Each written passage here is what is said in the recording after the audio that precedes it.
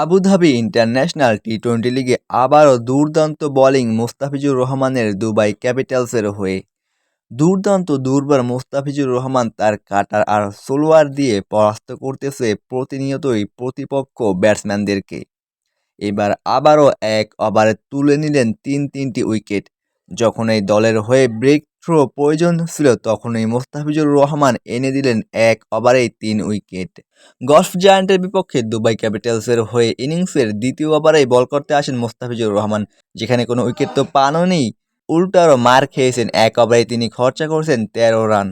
এরপর ইনিংসের ১৪তম ওভারে আবারও বল করতে আসেন মুস্তাফিজুর রহমান, যেখানে তার প্রথম বলেই ৪ মারে প্রতিপক্ষ ব্যাটসম্যান। দ্বিতীয় বলে আবারও হোয়াইট বল করেন মুস্তাফিজুর রহমান। এরপরে ৩ নম্বর বলেই তিনি তুলে নেন উইকেট। তার চতুর্থ বলে আবারও সিঙ্গেল নেয় ব্যাটসম্যান। এরপরে পঞ্চম বলে আবারও উইকেটের দেখা পায় মুস্তাফিজুর রহমান এবং তার ষষ্ঠ বলে আবারও উইকেটের দেখা পান তিনি।